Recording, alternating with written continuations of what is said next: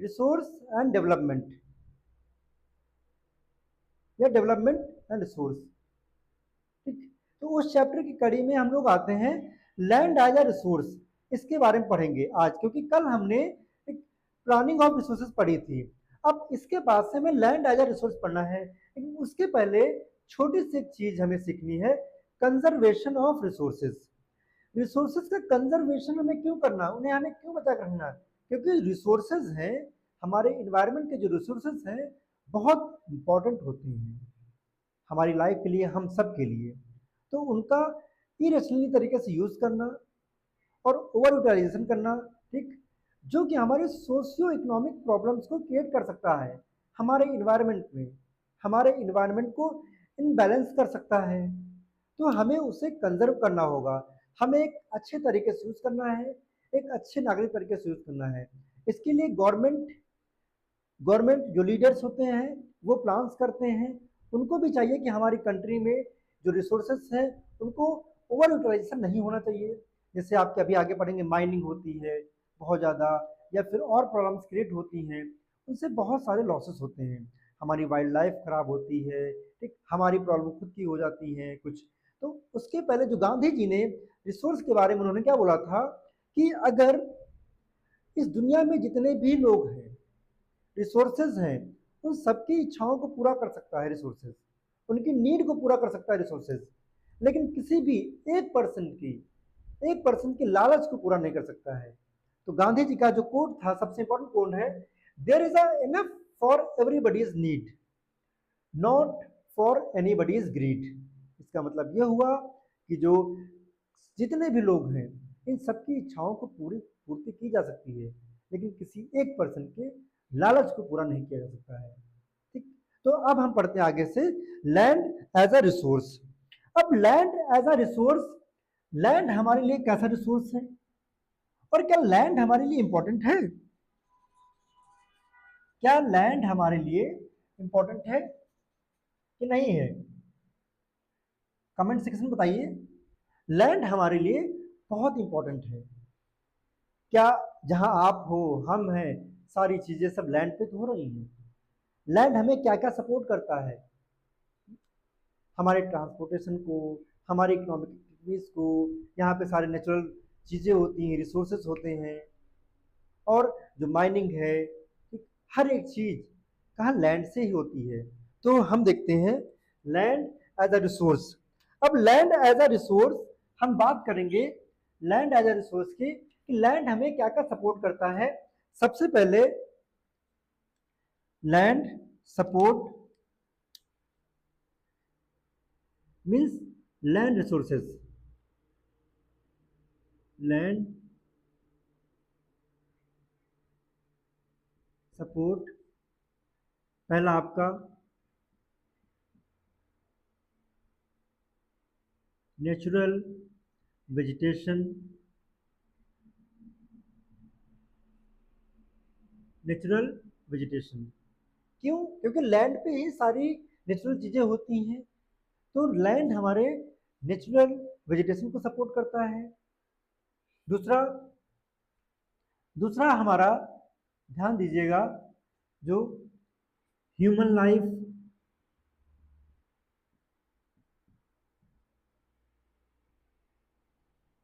Human life, जहां पर आप हैं, हम हैं, सारे लोग खड़े हुए हैं, ठीक, क्या लैंड ही सपोर्ट कर रहा, लैंड पे तो है, जहां आप पढ़ रहे हो, सारी एक चीजें, सब चीज लैंड पर ही है।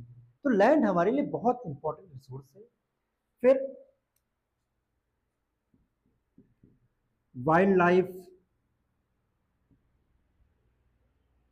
वाइल्ड लाइफ को सपोर्ट करता है, और economic activities and economic activities को सपोर्ट करता है, और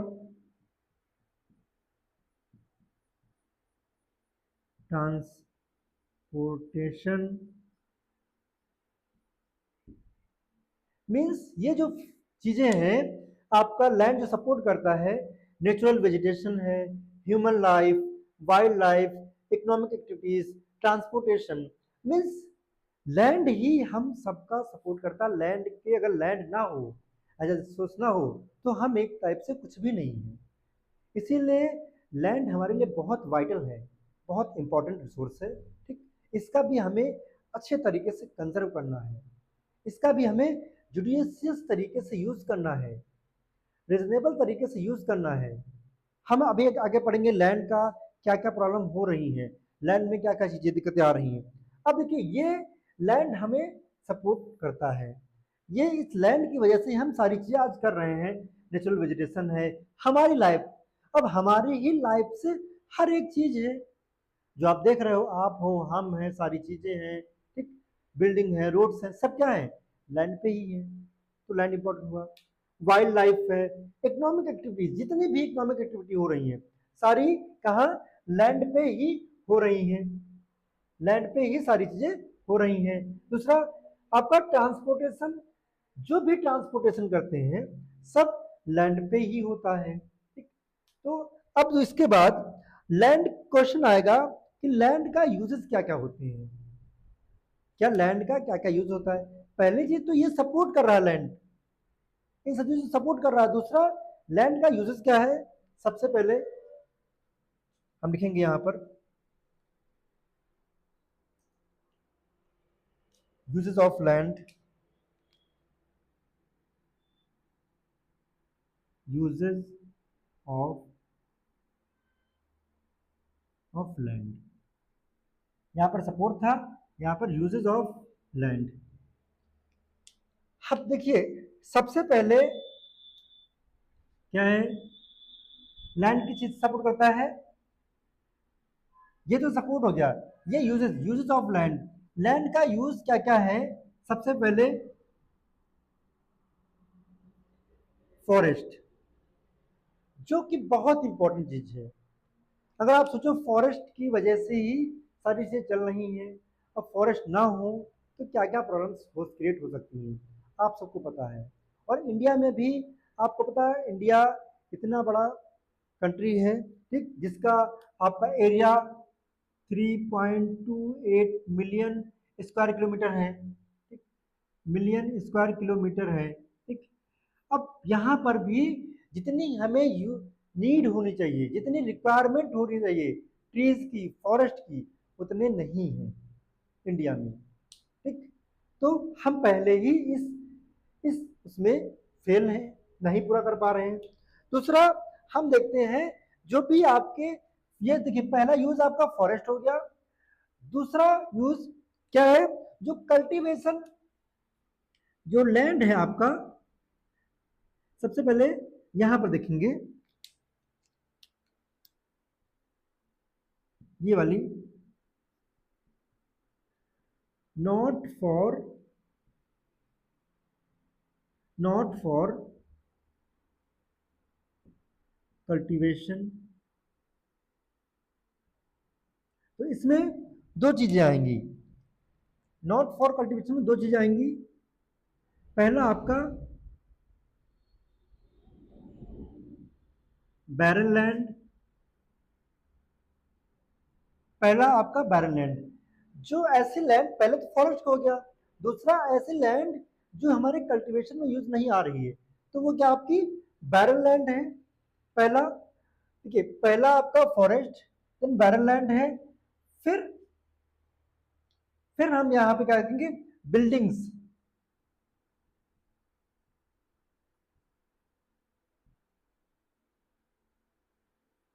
जो बिल्डिंग्स,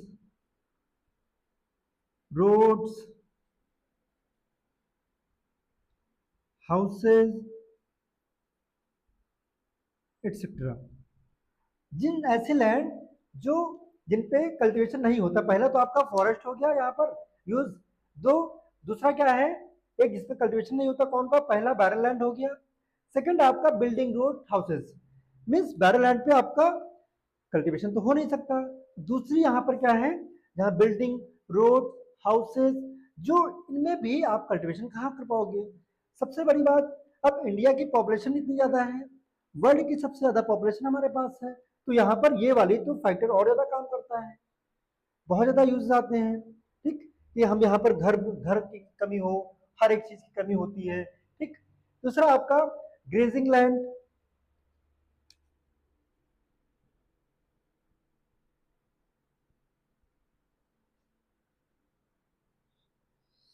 पहला आपका ये ग्रेजिंग लैंड को हम कर सकते हैं means permanent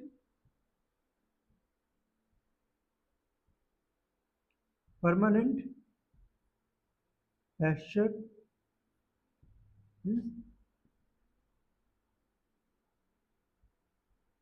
grazing land.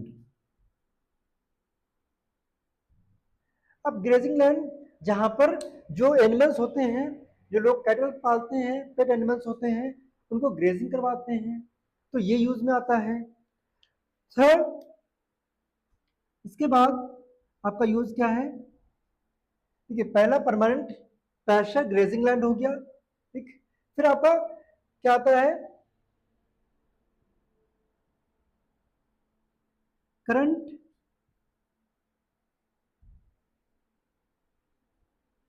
Current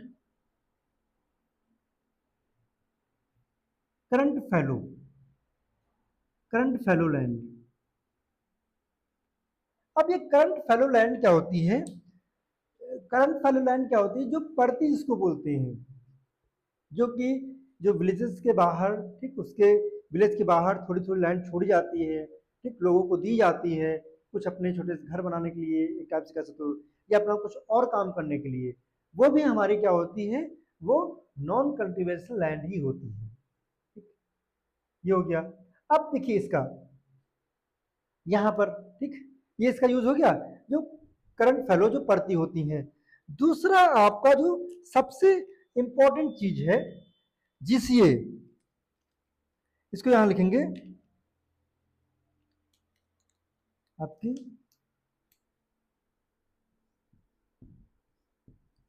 GCA means gross cropped area. ये आपका मोस्ट इंपॉर्टेंट है। ये आपका ये क्लास 10th में एग्जाम में भी पूछा जाता है, ठीक, कि जीसीए क्या होता है। सबसे पहले ग्रॉस क्रॉप्ड एरिया, इसका मतलब ये होता है किसी भी एरिया का जो टोटल, जैसे आपका एक फील्ड है, कोई आपका एक खेत है, उसमें एक से एग्जांपल के लिए हम लोग समझेंगे। यहाँ पर ये मान लेते हैं, आप देखिएगा, ये आपका फार्म हाउस है, ये आपका खेत है। तो इसमें क्या होता है? एक आपका 1 ईयर, 1 ईयर आपका जो क्रॉप ईयर होता है, 1 ईयर मीन्स क्रॉप ईयर। इस ईयर में, इस एक फील्ड में जितनी भी क्रॉप्स लगाई जाएंगी, वो चाहे कोई, जैसे मान लेते क्रॉप, यहाँ पर क्रॉप पहले क्रॉप ए हो गई, फिर आपकी क्रॉप बी हो गई, फिर आपकी क्रॉप सी हो गई। जैसे आपके पास सिंपल सा आपका एक खेत होगा, आपका एक फार्म हाउस होगा, उस फार्म हाउस पे, उस खेत में सबसे पहले आपने रबी सीजन में जो वीट लगाया होगा, फिर आपका जो खरीफ आया उसमें आपने पैडी लगाया होगा, राइस लगाया होगा। जो जायद का टाइम होता उसमें आपने कुछ और किया होगा, वो बस एक ही क्रॉप ईयर के अंदर। तो उस सारी चीजों को, ठीक, उसको बोलते हैं ग्रॉस क्रॉप्ड एरिया। फिर उन जो पूरे साल में जितनी भी उसमें फसल हुई है, उन सबको काउंट करके बताया जाता है। इसको बोलते हैं ग्रॉस क्रॉप्ड एरिया। फिर से ध्यान समझिएगा, आपका ये खेत है, इस खेत में एक साल के अंदर, एक क्रॉप ईयर के अंदर जितनी भी क्रॉप्स लगाई जाएंगी, उन सबको काउंट किया जाता है, तो उसी को बोलते हैं जीसीए।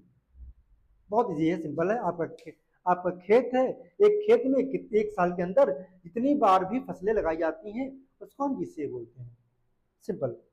ठीक, तो ये आपके यूजेस ऑफ लैंड हो गए, आप सब लोग इसको नोट कर लीजिए। और सबसे मेन इंपॉर्टेंट बात, जब आप लोग पढ़ते हैं तो पढ़ने के साथ इस वीडियो को आप कथा की तरह सुनना नहीं है।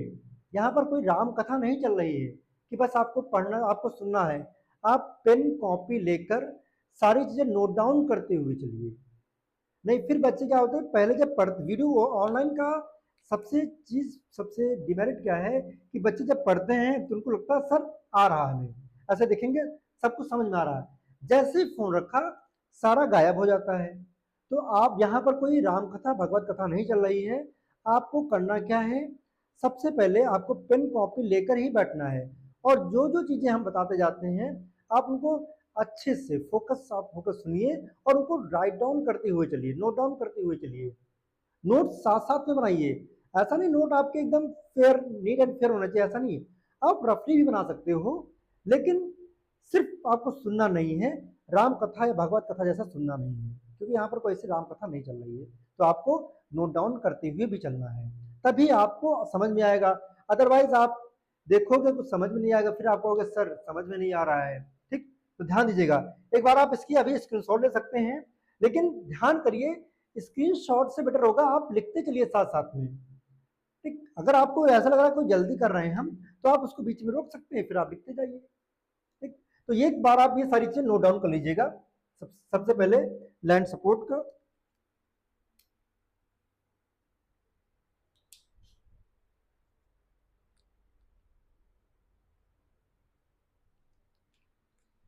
आई होप कि सब लोगों ने कर लिया होगा। करिए,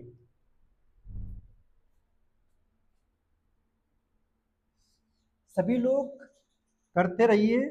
और अभी आपका बस ये जून खत्म ही हो गया है, तो अच्छे से पढ़ाई करना है, ध्यान लगा के पढ़ना है। ठीक, तो और आप देखो फिर, क्योंकि बाद में आप रोते हो कि सर रिजल्ट अच्छा नहीं आया है, तो ऐसे इससे अच्छा है पहले से हम तैयारियां कर लें, उसके बाद जो होगा वो देखा जाएगा। कम से कम आपको अपने अंदर गलानी ना हो, रिग्रेट ना फील हो कि हमने मेहनत नहीं की है। कोई डाउट हो आप पूछ सकते हो, आप कमेंट सेक्शन आपका खुला हुआ है, कोई भी डाउट हो आप पूछ सकते हो। किसी बच्चे को दोबारा कुछ पूछना है?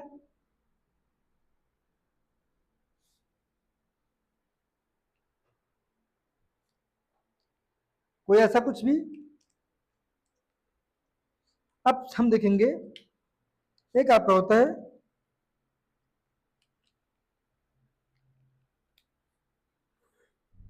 Land use pattern. Land use, land use pattern. अब लैंड यूज पैटर्न ये क्या होता है, कि जो लैंड है कैसे कैसे इसको यूज करना है। देखिए समझिए, सबसे पहले क्या क्या पैटर्न आपका, सबसे पहले होता है आपका टोपोग्राफी।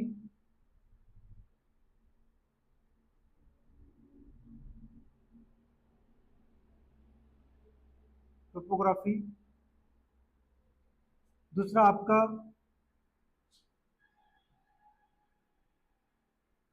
क्लाइमेट,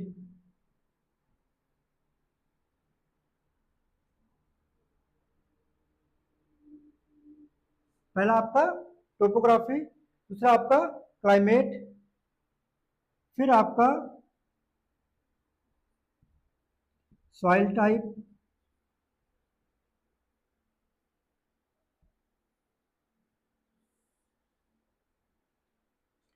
फिर आपका इधर technology,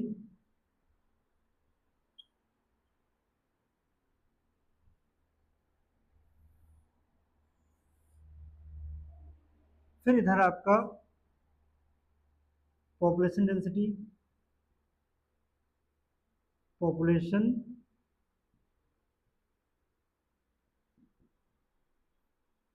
population density,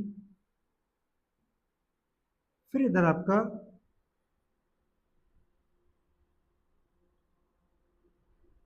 cultural and traditional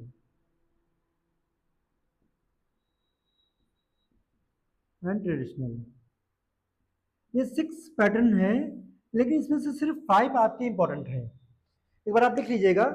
land uses pattern आपका topography, climate, population density, soil type and technology. अब ये क्या चीजें हैं? इसका मतलब जो टोपोग्राफी है, टोपोग्राफी मीन्स कि उस एरिया की लैंड कैसी है, उसमें क्या क्या फिजिकल फीचर्स हैं। टोपोग्राफी रिफर्स मीन्स कि आपके उस एरिया में, उस लैंड में कौन कौन से फिजिकल फीचर्स हैं। Physical features mountain, plains, rivers, plateaus, ठीक, हिल्स, ये सारी चीजें आपकी आती हैं। अब जैसे ही आपकी टोपोग्राफी होगी वैसा ही हम लैंड का यूज कर पाएंगे। सिंपल सी बात है। अब आप देखो, अगर कोई हिल एरिया है, अब हिल्स एरिया में क्या वहां पर अगर देखा जाए क्या ट्रांसपोर्टेशन का सिस्टम अच्छा होता है? तो ऑब्वियस है कि नहीं होता है। अगर आप देखो या नॉर्थ ईस्ट में या फिर नॉर्थ में, तो वहां पर जो ट्रांसपोर्टेशन का सिस्टम है इतना इजिली नहीं है जैसे यहाँ पर हम लोग यहाँ पर यूपी, बिहार, ठीक, एमपी, इन सब जगहों पे होते हैं। ठीक, तो टोपोग्राफी हमारी बताती है कि हमें लैंड कैसा यूज करना है उसका। अगर प्लेन है या प्लेट्यू है या आपका रिवर्स है या फिर हिल्स है या माउंटेन्स है, इन सब चीजों फिजिकल फीचर्स बताता है। सिंपल आप कह सकते हो रिफर्स टू, यहां पर लिख देते हैं रिफर्स टू फिजिकल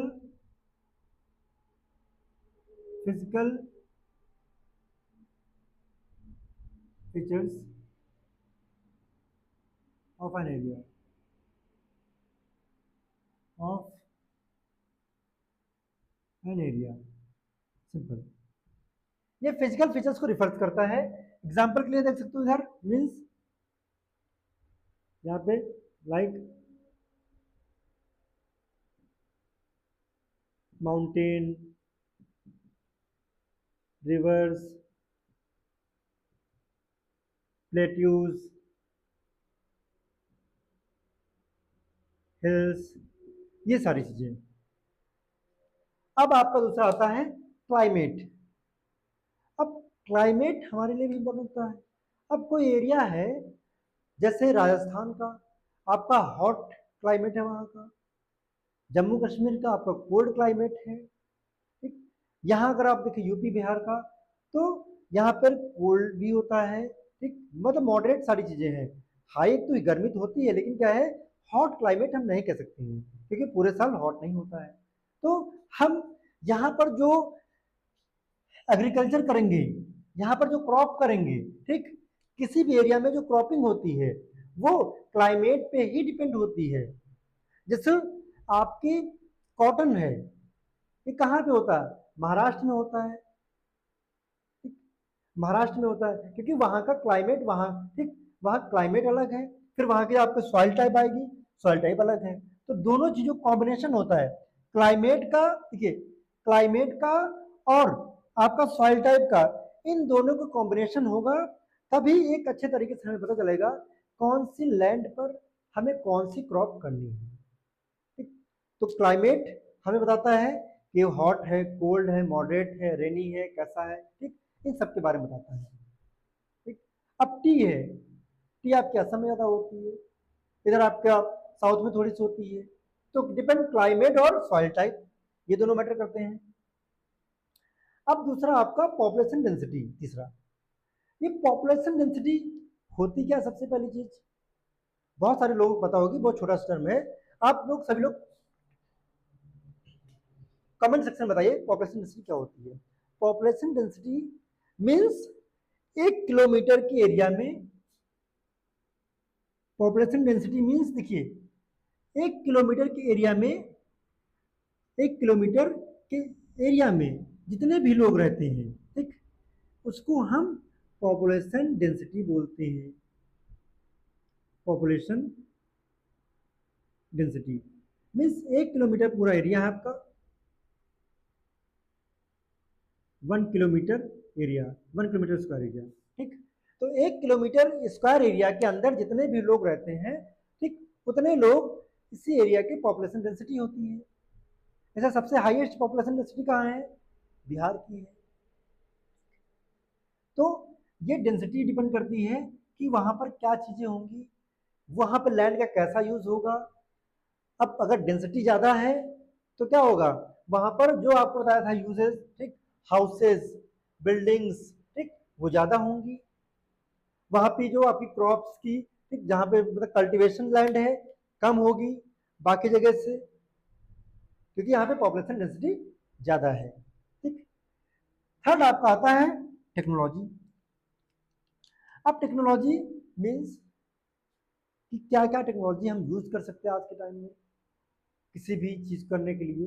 ठीक है, और ये आपका कल्चरल एंड ट्रेडिशनल, ये कोई बहुत इंपॉर्टेंट नहीं है कि उस लैंड का क्या यूज होगा, कल्चर कैसा करता है, क्या चीजें, ठीक, वो मैटर नहीं करती है। ठीक, तो ये चीजें आप नोट डाउन कर लीजिए एक बार और इसका स्क्रीनशॉट ले लीजिए। लेकिन अब पहले आप लिख भी लीजिए, सबसे पहले एक बार हम पीछे हट जाते हैं, आप कर लीजिए।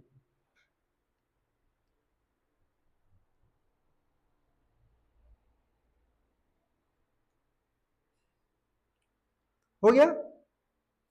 कोई डाउट हो तो आप लोग पूछ सकते हो, लिखते जाना है आप लोगों को।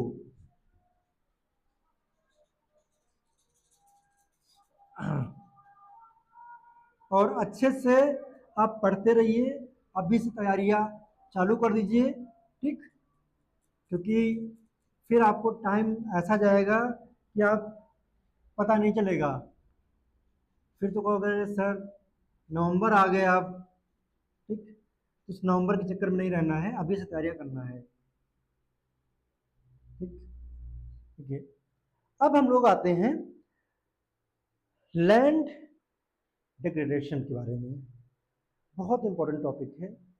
अब लैंड एज अ रिसोर्स हम लोग पढ़ रहे हैं, लैंड हमारे लिए रिसोर्स क्यों है, आपने अभी पीछे देखा है क्योंकि इंपॉर्टेंट क्या क्या हमें सपोर्ट करता है, क्या क्या चीजें होती हैं। ठीक, अब उसका डिग्रेडेशन कैसे हो रहा है, ठीक, और उसका हम कैसे उसको बचा सकते हैं उससे, उसके बारे में पढ़ेंगे हम लोग। देखिए, लैंड डिग्रेडेशन,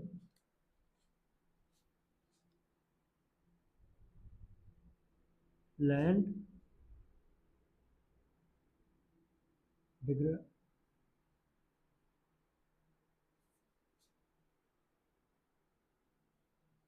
लैंड डिग्रेडेशन,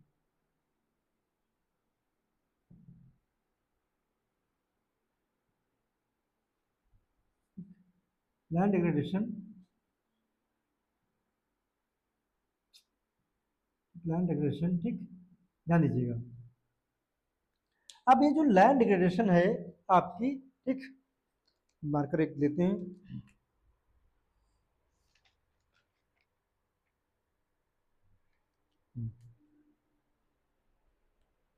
अब लैंड डिग्रेडेशन हमारे लिए क्यों इंपॉर्टेंट है, सॉरी, लैंड डिग्रेडेशन हमें क्यों समझना है, और क्या क्या चीज क्यों क्यों क्यों होता है, ये क्या क्या रीजन है। सबसे पहला रीजन आपका देखिएगा, डिफॉरेस्टेशन।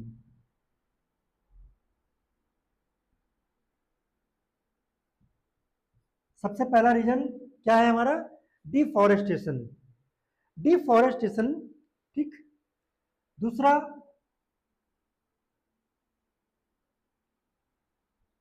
पहला डिफॉरेस्टेशन,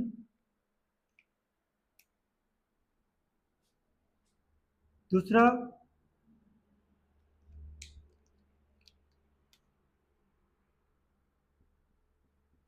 दूसरा ओवर ग्रेजिंग, दूसरा ओवर ग्रेजिंग, तीसरा ओवर इरिगेशन,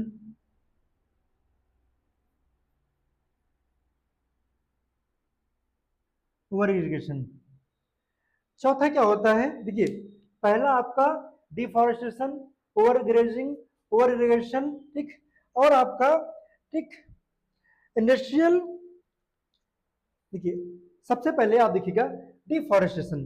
डिफॉरेस्टेशन क्या होता है, जब पेड़ों की हम बहुत तेजी से कटाई करते हैं, ठीक, पेड़ कटते रहते हैं, एक लार्ज स्केल पे हम पेड़ काटते रहते हैं, उसको हम बोलते हैं ठीक डिफॉरेस्टेशन। ओवर ग्रेजिंग, किसी एक स्पेसिफिक एरिया में बहुत ज्यादा उसको एनिमल से चरवा देना, ठीक, एनिमल चढ़ लेते हैं उसको खत्म कर देना, वो आपका ओवर ग्रेजिंग। आपका ओवर इरिगेशन मीन्स हम एक लिमिट से ज्यादा जब इरिगेशन करते हैं, जहां पर वो ऐसी जगह पर होता है, जैसे आप एग्जांपल के लिए कोई आपकी क्रॉप है जो कि वहां की सुटेबल नहीं है, वहां वाटर की लैक, वाटर वहां पे अच्छा नहीं है, उसमें वाटर की नीड है, लेकिन हम ट्यूबवेल से और चीजों से हम पानी को ज्यादा यूज करते हैं, ठीक। इन सब की वजह से हम क्या करते हैं, ये आपका ओवर इरिगेशन की प्रॉब्लम आती है, ठीक। और फिर इधर आपका industrial industrial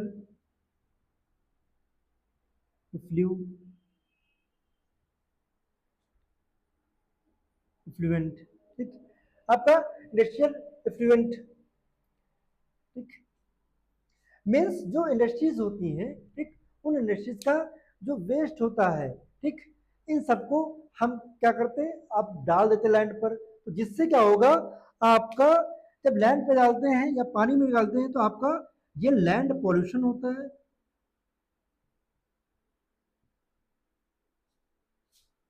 land land pollution होता है सबसे बड़ा रीजन, ठीक, लैंड में डालेंगे लैंड पॉल्यूशन होता है।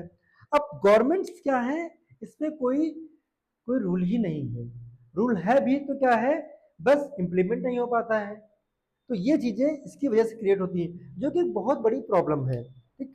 और आपकी ओवर माइनिंग, और आपकी क्या है,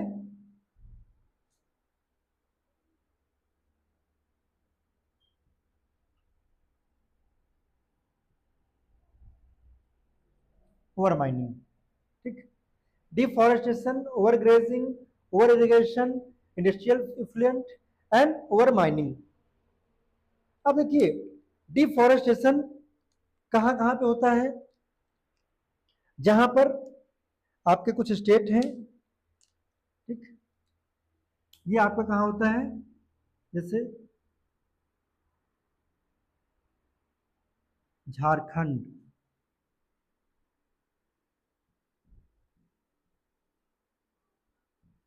Chhattisgarh,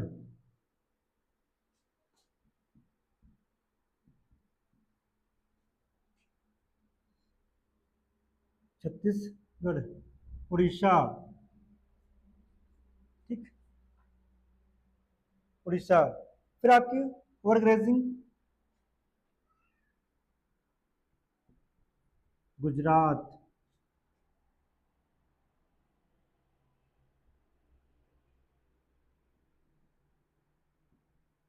Rajasthan,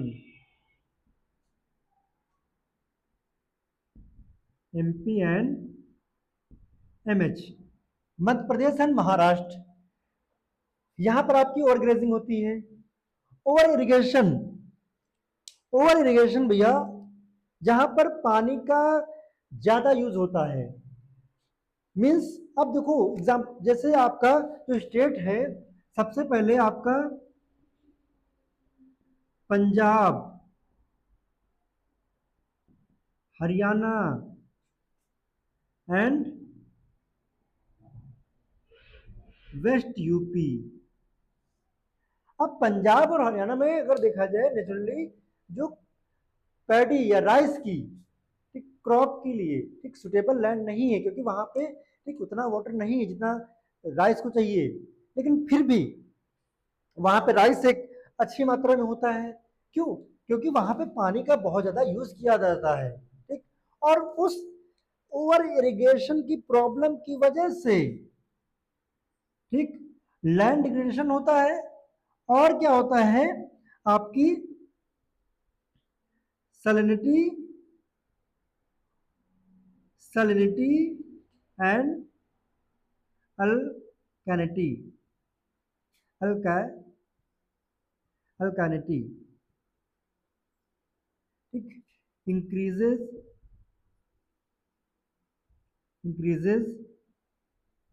in soil.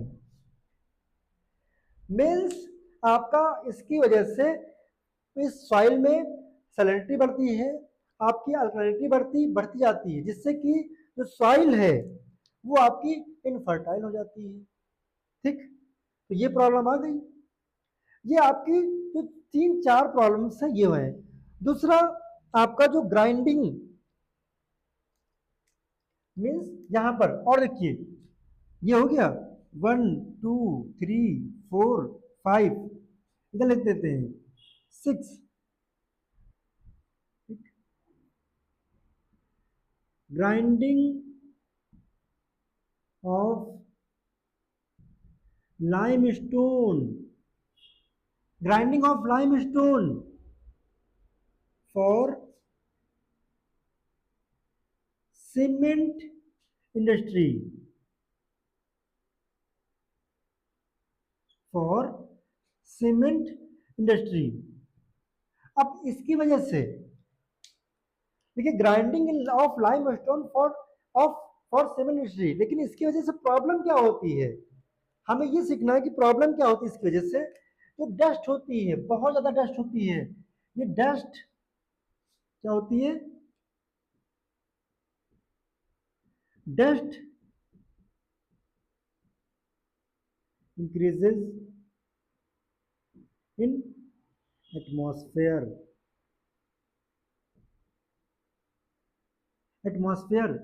And land also.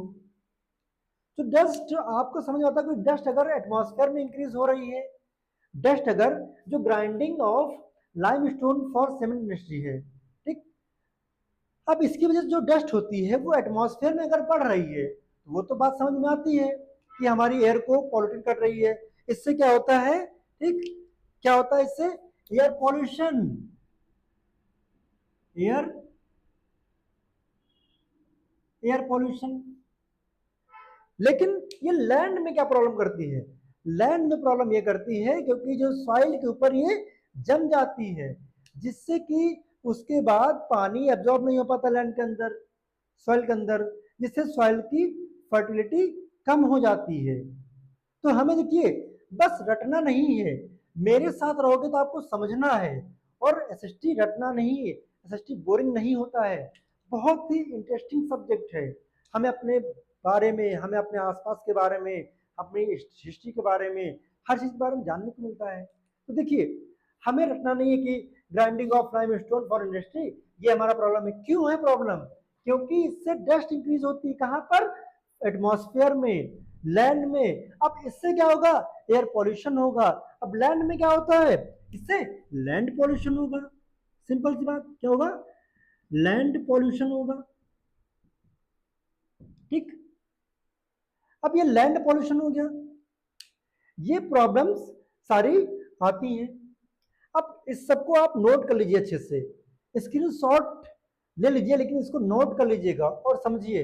अगर आपको नहीं आ रहा हो फिर से एक बार पूछ लीजिए। हम एक बार रिकैप कर देते हैं।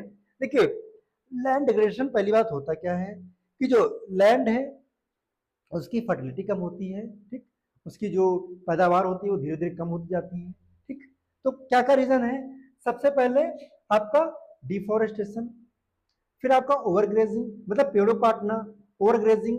अब ओवरग्रेजिंग होगा उससे क्या होगा, क्योंकि सारी जो घास होती है, जो छोटी ग्रास होती है, वो जब हट जाती है तो लैंड इधर से भागने लगती है, उड़ने लगती है।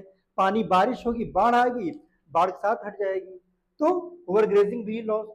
ओवर इरिगेशन, जो कि पंजाब, हरियाणा, वेस्ट यूपी में होता है, इसमें क्या है, पानी का हम बहुत यूज करते हैं। अब जो वहां पर क्या होता है, वहां नेचुरल बारिश इतनी नहीं होती है, पंजाब हरियाणा में, वेस्ट यूपी में, वहां पे ट्यूबवेल से पानी को निकाल निकाल के, ठीक, वहां पर लैंड जो ग्राउंड वाटर है उस वो कम होता जा रहा है।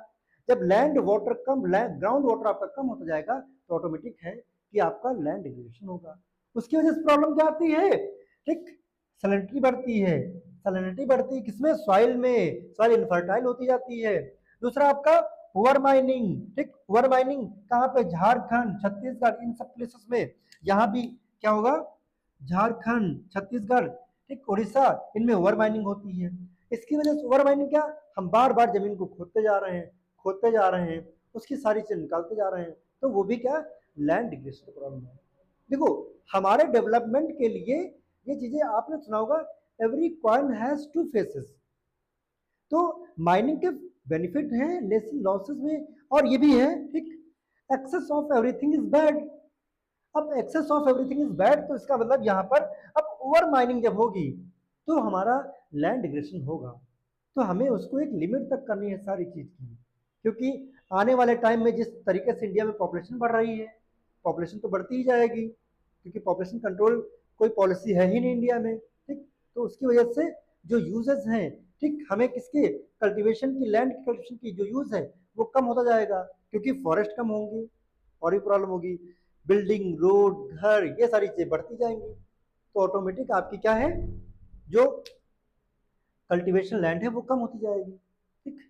दूसरा आपका क्या है, यहाँ पर grinding of limestone for cement industry. ये इसकी वजह से क्या होता है, इसकी वजह से बहुत ज्यादा डस्ट उड़ती है, क्योंकि ये मार्बल्स होते, पत्थर होते हैं, ठीक। अब जो डस्ट है एयर में, एटमॉस्फेयर में फैल जाएगी। अब उस एटमॉस्फेयर में जब वो हवा फैल जाएगी तो एयर पोल्यूशन बढ़ेगा, हमारी आइज के लिए, हमारी ब्रीदिंग के लिए, हमारे लंग्स के लिए, सब में प्रॉब्लम क्रिएट करेगा। दूसरा, हमारी लैंड पर वो जम जाएगा, जिससे लैंड पे जमने से क्या होगा, जो पानी होगा उसके ऊपर, लैंड के ऊपर, वो जो सॉइल है वो अब्जॉर्ब नहीं कर पाएगी, ऊपर से पानी नीचे जा ही नहीं पाएगा, ये प्रॉब्लम आएगी। अब हम देखेंगे, ठीक, और आपका इंडस्ट्रियल इफ्लुएंट, मीन जितने भी इंडस्ट्री हैं उनका वेस्टेज सब नदियों में बहा दिया जाता है, फेंक दिया जाता है। सबसे आप लोगों ने सुना होगा कानपुर सिटी, यूपी में कानपुर, वहां पर तो इंडस्ट्रियल एरिया है, इतना ज्यादा जो गंगा है इतना ज्यादा गंदा कर दिया गया वहां पर, लेकिन गवर्नमेंट कोई पॉलिसीज बनाती नहीं। नमामि गंगे बनाया गया, लेकिन अब नदी को साफ करना अच्छा है, लेकिन अगर उससे अच्छा हम उस वेस्ट को नदी में आने ही ना दें, रिवर में आने ही ना दें, तो क्या होगा, तो जो नदी को अगर जो पानी वहां गिर रहा है, जो गंदा पानी आ रहा है, ठीक, पूरे कानपुर का, ठीक, जो इंडस्ट्रीज का, उसको ही रोक दे तो हमें नदी साफ करने की जरूरत नहीं पड़ेगी, ये चीज। अब आते हैं इसके सॉल्यूशन क्या क्या है। बहुत कम सॉल्यूशन है, और क्या है, कोई काम करता नहीं है, ठीक। आते हैं, देखते हैं क्या क्या सॉल्यूशन है। सभी लोग अच्छे से नोट कर लीजिएगा, ठीक, और बहुत मेहनत से कर रहे हैं तो आप कम से कम करिएगा, और सब लोग कॉपी पेन लेके बैठिएगा। कोई डाउट हो तो आप कमेंट सेक्शन में पूछ सकते हैं, ठीक? कोई भी डाउट हो तो आप कमेंट सेक्शन में पूछ सकते हैं।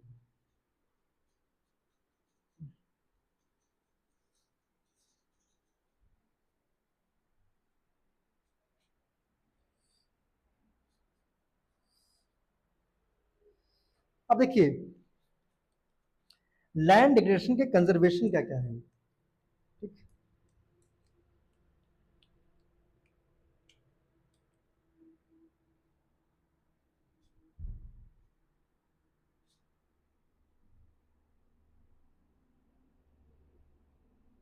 Methods,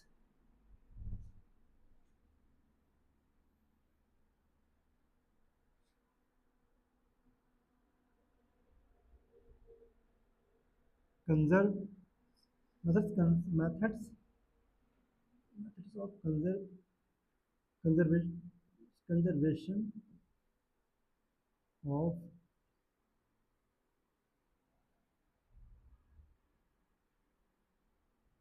of land degradation.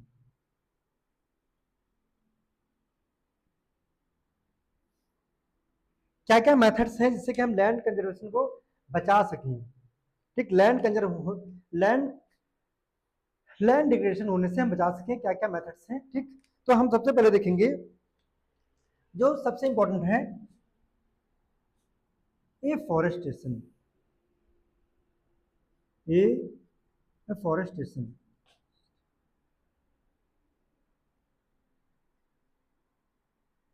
Means जितना ज्यादा हो सके, जितना भी ज्यादा हो सके हमें पेड़ों को लगाना चाहिए, हमें प्लांट्स को लगाना चाहिए। ठीक, इसकी वजह से ही हम लैंड डिग्रेडेशन को बचा सकते हैं, क्योंकि जो ज्यादा आपके ट्रीज रहेंगे, फॉरेस्ट रहेंगे, तो वो क्या करते हैं, लैंड को पकड़े रहते हैं, जिससे कि हमारा लैंड का नहीं होगा और आपका सॉइल इरोप्शन भी नहीं होगा।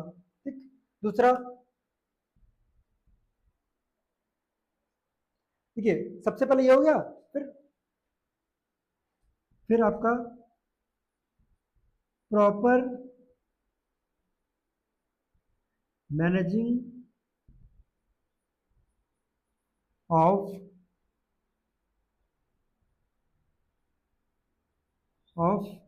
ग्रेजिंग। सबसे पहले इसके बाद प्रॉपर मैनेजिंग ऑफ ग्रेजिंग, हमें जो ग्रेजिंग कराते हैं उसके लिए प्रॉपर मैनेज करना होगा। ठीक है, कुछ एरिया फिक्स करना होगा कि इसी एक एरिया में हो सकता है कोई एरिया कि यहाँ पे आप, यहाँ पे एनिमल नहीं जा सकते हैं जो पेट है, जो चढ़ने के लिए आते हैं। ठीक, या फिर हम उनके लिए क्या कर सकते हैं, जो कुछ और जो होते हैं मेथड्स वो खिलाने के लिए, वो हम कर सकते हैं। ठीक, जो अलग टाइप कुछ घासेस होती है उनको खिलाया जा सकता है। ठीक, वो हो सकती हैं, उनके लिए अलग से बोया जा सकता है खेतों में, वो दें, उनको प्रॉपरली चराना। ठीक, फिर आपका grow thorny bushes, grow thorny bushes means thorny bushes क्या करेंगी, जो हमें सैंड ड्यून से बचाती हैं, क्योंकि protect to sand dunes means जो रेत होती है, जो रेत उड़ती जाती है, तो उससे जो कांटेदार जो झाड़ियां होंगी उसको हमें ग्रो करना चाहिए, जिससे कि ये सैंड है, ठीक, ये उड़ के नहीं जाएगी कहीं पर। ये हो जाएगा आपका मेथड। थर्ड हो गया आपका, ठीक, हमें क्या, careful planning, careful careful careful planning. ठीक, हमें केयरफुली प्लानिंग करनी चाहिए। ठीक, इसके बाद जुडिशियस